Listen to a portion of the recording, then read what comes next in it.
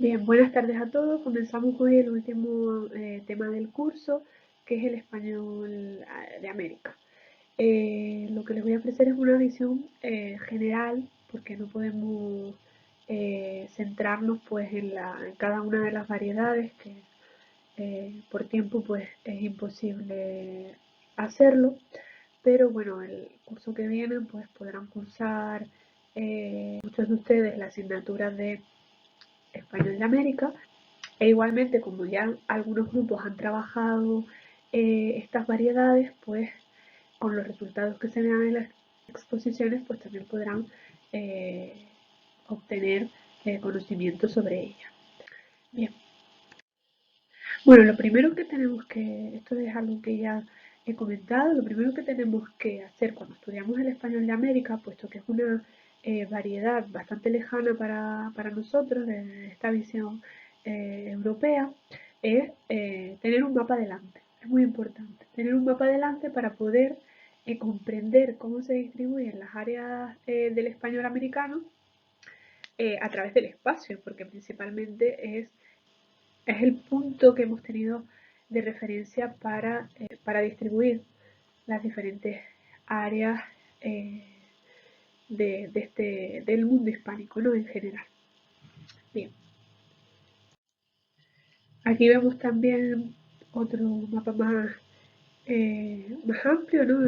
Ya quitando, bueno, Estados Unidos, aunque sabemos que en Estados Unidos también se habla español, pero bueno, no forma parte del mundo hispánico, puesto que de momento el español ahí no tiene una consideración como lengua oficial y demás. Aún así es el segundo país con mayor número de hablantes de español, ¿no? Lo cual es ya bastante llamativo y habría que reconsiderar eh, dónde incluir o en qué área incluir este español estadounidense. Si bien es verdad que tal como expondrán las compañeras que trabajan en este tema, el español de Estados Unidos no se corresponde con una única variedad, sino que presenta pues diferencias según la ubicación, según el estado, según la procedencia de pues los hablantes, puesto que son hijos o nietos de inmigrantes de otros países americanos, o si son pues herederos de la lengua española que llegó a América a partir del siglo XVI. Hay como esas dos líneas, esas dos vertientes en las que podría dividirse en este caso el español estadounidense. Por un lado, eh, el español eh, que llegó en el siglo XVI y bueno, que se mantuvo durante mucho tiempo en este territorio. Sabemos que buena parte del territorio que hoy forma parte de Estados Unidos en su momento era territorio mexicano, pero a partir del siglo XIX una guerra, un enfrentamiento entre los dos países provocó que, bueno, pues que este territorio se anexara a los Estados Unidos. Pues sobre todo en la zona de Texas, la zona de California y demás. Y luego por otra vía está el español que ha llegado con los emigrantes de países hispanos hacia Estados Unidos, principalmente México, pero también Cuba, Puerto Rico, sobre todo Cuba a partir de la revolución de Fidel Castro en 1959 y bueno, pues Puerto Rico ha sido algo pues mucho más prolongado en el tiempo debido pues a que es considerado un estado libre asociado de Estados Unidos. Y bien, pues teniendo esto en cuenta, ¿cómo consideramos o cómo denominamos a este territorio desde el punto de vista lingüístico, ¿no? Hay diferentes términos. Está el término Hispanoamérica, Iberoamérica o Latinoamérica. Bien, en primer lugar, Iberoamérica incluye también el ámbito lusófono, es decir, pues también incluiría, por ejemplo, a Brasil, no solamente donde se habla español, sino también donde se habla portugués. Incluye también a la península ibérica, por tanto, a Portugal como a España. En Latinoamérica sí que es verdad que solo incluiría el territorio americano, pero incluiría hablantes de español y hablantes de no español. ¿De acuerdo? Mientras que Hispanoamérica sí que hace más referencia al punto de vista de la lengua, ¿no? a los territorios americanos donde se practica o donde se habla el español. Entonces es el término que vamos a preferir de ahora en adelante. Bien, ¿cómo podríamos dividir la historia del español en América? Bueno, podemos ver esta tabla de Guitarte 1983 que establece dos etapas principalmente, la época colonial y la época independiente. Y después, dentro de cada una de ellas, diferencia pues, bueno, el periodo de orígenes, el periodo pues, de llegada de los españoles, de asentamiento y de conquista de los territorios, entre 1492 y 1531, una etapa, un periodo de vida colonial ya más pues asentado, entre 1532 y 1780, y un periodo de pasaje a la independencia, es decir, un espacio temporal en el que pues las revueltas, la disconformidad de los criollos y demás va creando el ambiente propicio para que se produzca la independencia. Luego, en la época independiente, a partir de 1820, sobre todo, ya cuando la mayoría de los países la han conseguido, si bien sabemos que otros, pues, por ejemplo, las islas antillanas fue un periodo más tardío, pero hay como dos etapas, ¿no? Un pequeño periodo de transición, bueno, pues entre dejar de ser una colonia y establecerse como una república independiente con sus propios independiente además del resto de países americanos, cada uno con su propia pues, economía, su propio gobierno, y un periodo de equilibrio y consolidación que ya es pues desde el principio del siglo XX en adelante. Aunque bueno, aquí podríamos hablar también pues de las revueltas americanas, sobre todo bueno, en los 70, 80, muchas dictaduras que ha habido en países eh, hispanoamericanos y que también bueno, pues han influido en su desarrollo. Bueno, la teoría andalucista del español de América. Esta es una historia polémica.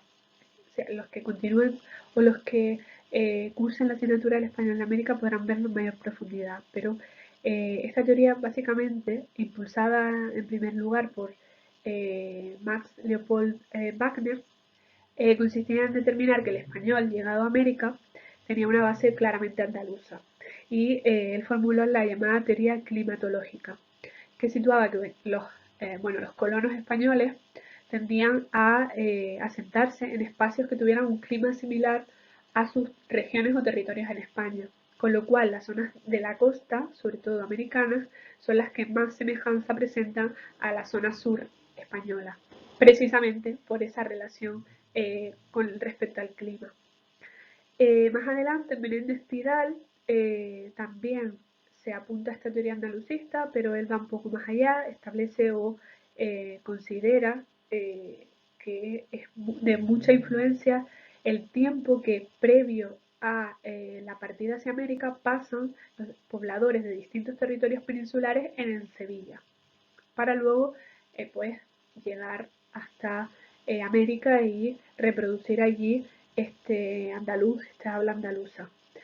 Mientras que las zonas de interior, que bueno, de donde se establecieron sobre todo los virreinatos, en el caso en México y también en Perú, pues tenían una conexión mayor con la metrópoli donde se hablaba castellano, con lo cual también son zonas conservadoras por este mismo motivo. Respecto a Menéndez Pidal, hace poco salió un documental, bueno, en la 2, eh, sobre la figura de este filólogo y se los pondré en recursos de interés con un enlace por si alguno no lo vio y le interesa porque la verdad que está bastante bien. Por último, también en esta teoría andalucista se sumó Peter Boyd Bowman, que bueno, que él estableció por una recopilación de los datos recogidos con respecto a los pobladores que llegaban a América, bueno, su procedencia, digamos una especie de diarios donde se recogía pues su identidad, su procedencia y demás, al menos un 40% eran de procedencia o de origen andaluz, pero en algunos casos incluso podía superar un 80% en algunos territorios en el que la población era principalmente de origen andaluz. Y esto fomentaría esta teoría. Sin embargo, hay quienes abogan por otro tipo de relaciones o otro tipo de teorías para explicar la variedad americana, la variedad que existe dentro del español americano, que da lugar a pues distintas variedades. Por ejemplo, Enrique Jureña, que habla de bueno, la teoría poligenética, ¿no? Que hay factores o multifactores que influyen en este desarrollo, ¿no? O incluso la teoría indigenista también, que aboga por la influencia de las lenguas indígenas en cada una de estas variedades. Lo cual es verdad, ¿no? Es verdad que hay una influencia, pero bueno, ya vimos en el tema 4 que a lo mejor esa influencia no era tan alta como a lo mejor podríamos esperar. Precisamente Enrique Jureña y también Amado Alonso son partidarios del antiandalucismo, ¿no? Rebaten continuamente esta teoría andalucista por considerarla pues poco probada y poco fiable. Bueno, esto es lo que les comentaba. Ya en el tema 4 vimos pues la falsa imagen que se tiene del español de América, ¿no? La que tenemos desde el otro punto de vista, ¿no? Desde Europa. Juan Miguel López Blanc, que es quien formula, pues, bueno, escribe este artículo sobre la falsa imagen del español de América, establece 5 características respecto al español americano desde el punto de vista de los españoles. Tiende a pensarse que es uniforme, pero no podemos decir eso, puesto que no se habla igual en México, en Argentina o en Cuba. Tiende a pensarse que es conservador, pero sabemos que hay áreas innovadoras y áreas conservadoras dentro del español americano. No podemos considerar que rasgos como el voceo, el reglamiento, el andacismo sean rasgos conservadores, que son rasgos que se producen en América. El color amerindio, ¿no? Esta influencia indígena, pero que no es tan... Es verdad que en el léxico influye de manera recurrente, sobre todo para designar realidades que son propias de esas áreas, pero no es tan significativo como pudiera esperarse. También se asocia, bueno, un carácter arcaizante o el uso reiterado de arcaísmos. Ya hemos visto que hablar de arcaísmos siempre parte de un punto de vista concreto. Arcaísmos desde el punto de vista de Castilla o desde el punto de vista del castellano, donde ya se han perdido esas formas o esas unidades. Pero si se utilizan en América, donde se encuentra el 90% de los hablantes, no podemos hablar de arcaísmos. No podemos hablar de formas que se están perdiendo, porque allí tienen plena vigencia. Ocurre lo mismo también en Andalucía y en Canarias, pero en menor medida. Y en la teoría del andalucismo, bueno, que sin duda no se puede dudar o no se puede negar, pero de forma atenuada, ¿no? Siempre habrá zonas que hayan recibido mayor influencia andaluza que otras. Bien, por ejemplo, ¿cuáles son los rasgos andaluces que encontramos también en América? Pues está el ceseo, principalmente, y alguna presencia escasa del ceseo, que ya les comentaré posteriormente. También el yeísmo, ¿vale? Formas como pues llama o cuchillo, sin el sonido elle correspondiente, puesto que la distinción pues se ancla o se reduce a espacios o a zonas rurales muy concretas. La aspiración de S se da de manera recurrente, sobre todo en las áreas innovadoras. En las áreas conservadoras tiende a mantenerse la S. La aspiración de la velar, eso también ha llegado a América. La aspiración en la pérdida de las implosivas, la neutralización RL o la pérdida de la de intervocálica. Son fenómenos que, bueno, pues coinciden en el andaluz y en el español americano. Y también en el español canario, como ya vimos. Y luego otros usos, pues ciertos rasgos gramaticales, ¿no? Se utiliza de forma etimológica los críticos, lee la lo, no hay loísmo ni laísmo. Sí que el leísmo de persona está cada vez más extendido, pero eso en todo el mundo hispánico en general.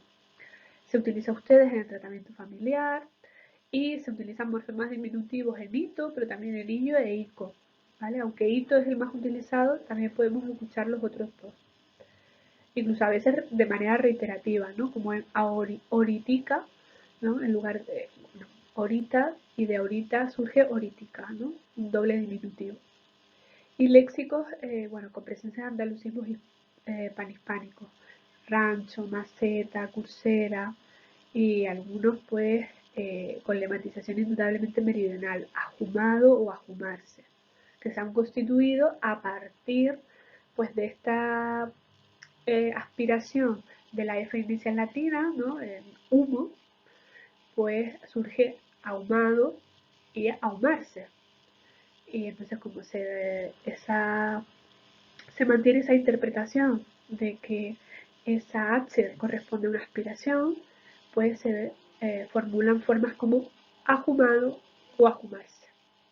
Bien, ¿cuáles son las grandes áreas hispanoamericanas? Ya hemos visto el área castellana, el área andaluza y el área canaria. Pues las 5 grandes áreas correspondientes al continente americano son el área caribeña, el área de México, el área andina, el área del Río de la Plata o la zona austral y el área chilena.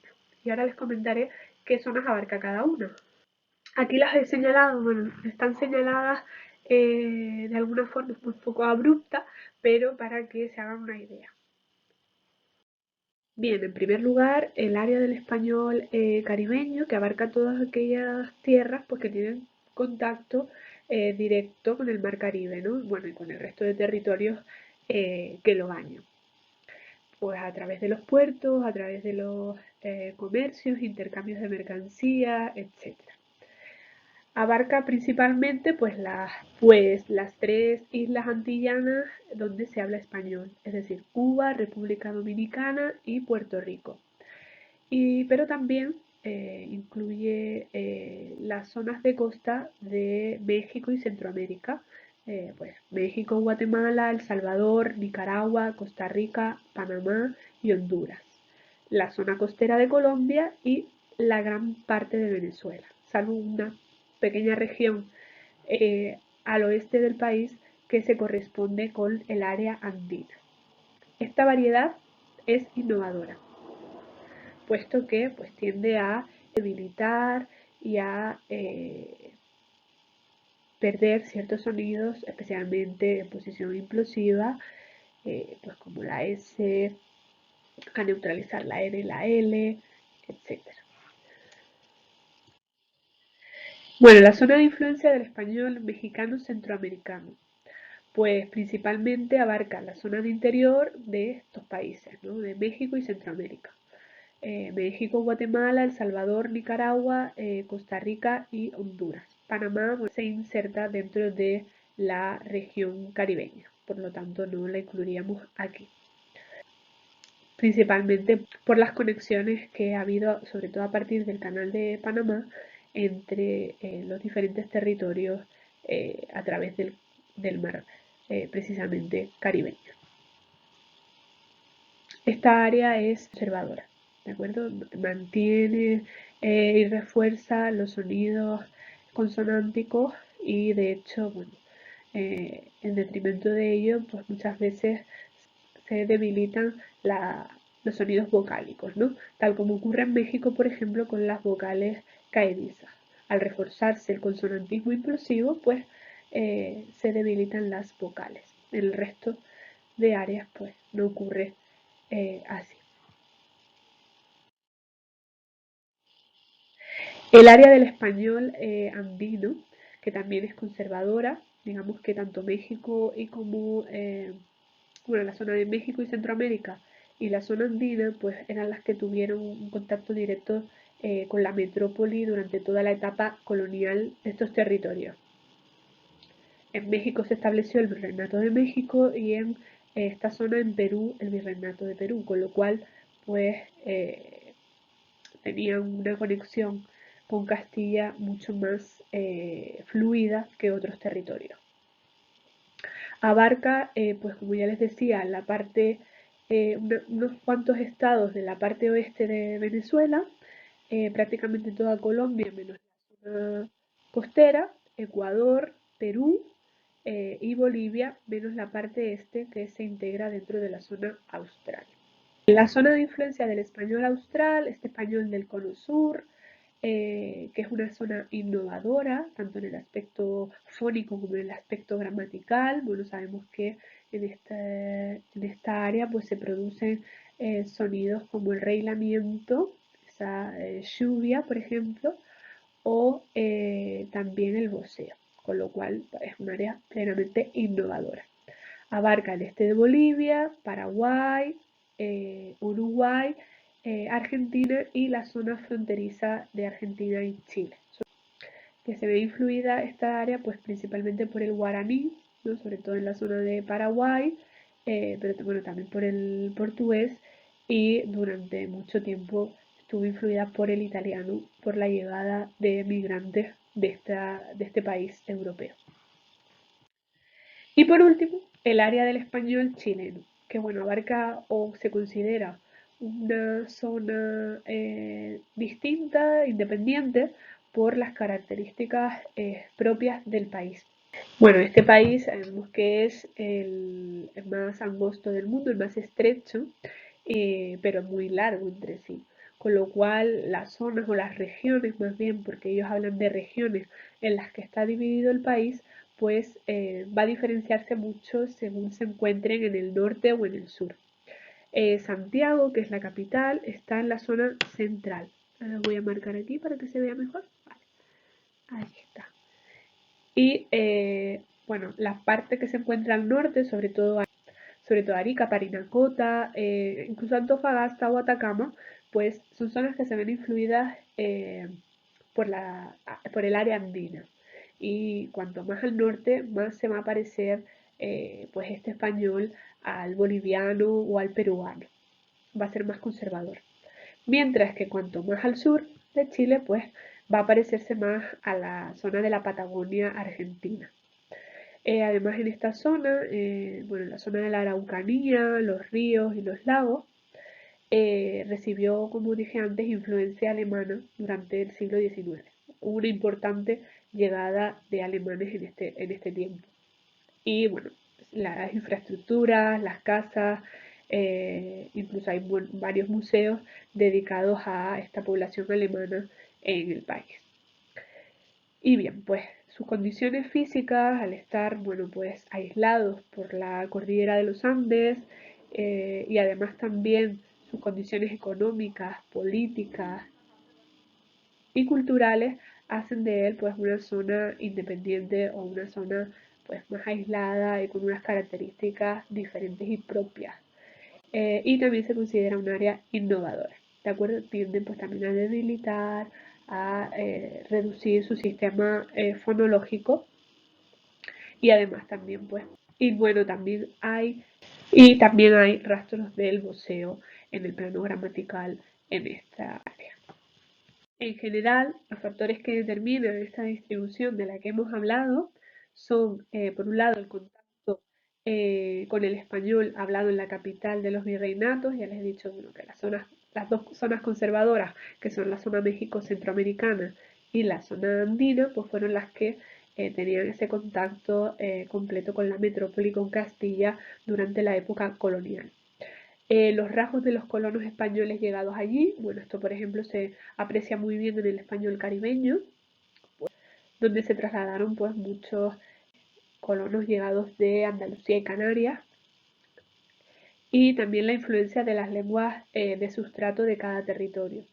Pues no es lo mismo verse influidas por el náhuatl o por el maya, como ocurre en México y Centroamérica, que por el taíno o el arahuaco en el Caribe, o por el quechua en la zona andina y en Chile, o por el guaraní en la zona austral, y por el mapuche tanto en Chile como en Argentina, bueno, en la zona austral, sobre todo en la parte sur.